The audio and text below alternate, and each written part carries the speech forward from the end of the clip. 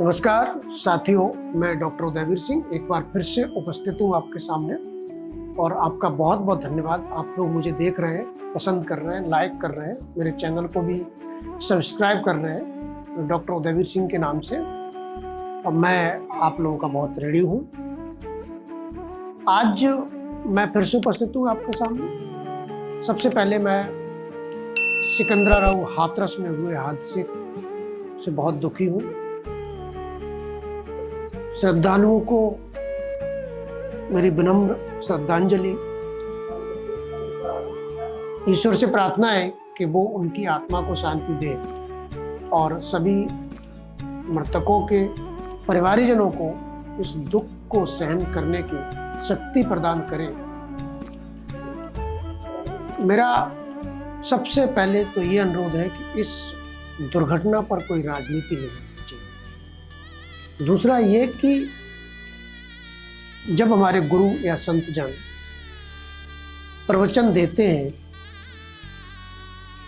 तो श्रद्धालु जो कुछ सुनते हैं, क्या उन प्रवचनों को अपने जीवन में उतारते हैं? मेरा कहने का मतलब है उनका अनुकरण करते हैं, उनको अपनाते हैं या केवल सुनने जाते हैं। अगर केवल सुनने जाते हैं तो फिर इसका कोई फायदा नहीं है। आपको अपने जीवन में उन प्रवचनों को अपनाना चाहिए। और दूसरी बात यह है कि जो आयोजक मंडल है किसी भी सत्संग का, उनको अगर पता है कि हमारे यहाँ इतनी भीड़ हो सकती है श्रद्धालुओं की, हमारे इतने श्रद्धालु हैं, तो क्यों उनको दिन के हिसाब से एक पर्टिकुलर क्षेत्र को बांट देना चाहिए। जैसे सपोज कर लीजिए मंगलवार को, अगर हम इसी दुर्घटना की बात करें तो मंगलवार को सपोज कर लिया आपने एटा के लोग बुला लिए, एक दिन आपने कासगंज के बुला लिए, एक दिन आपने हाथरस के बुला लिए, एक दिन आपने अलीगढ़ के बुला लिए।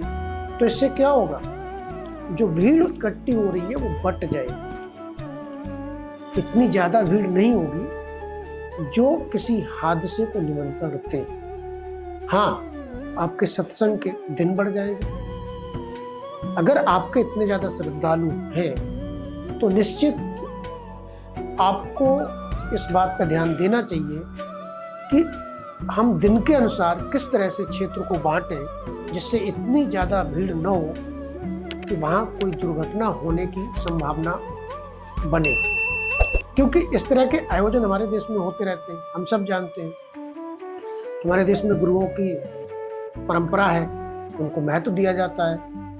तो ये निश्चित है कि ये आयोजन होंगे और ये हमारी संस्कृति है। तो आयोजक मंडल को इतना ध्यान देना चाहिए कि अगर हमारे इतने श्रद्धालु हैं, इतनी भीड़ हो रही है, तो क्यों न हम इनको पहले से दिन के अनुसार बुलाएं, समय उनका बांट दें कि इस दिन ये, इस दिन ये, इस दिन ये, क्षेत्र के हिसाब से आप डिस्ट्रीब्यूट कर दें तो इतनी भीड़ इकट्ठी नहीं होगी। आपका शांतिपूर्ण सत्संग भी हो जाएगा, आपके श्रद्धालु भी खुश होंगे और दुर्घटना जो हो रही है उनको बचाया जा सकता है। दूसरी बात यह है कि जब प्रशासन से अनुमति ली जाती है तो निश्चित है उस प्रशासन को भी ध्यान देना चाहिए कि हम अनुमति दे रहे हैं तो क्या आयोजक मंडल के पास इतना स्पेस है कि वो इस भीड़ को कंट्रोल कर पाए और शांति पूर्वक ये सत्संग या आयोजन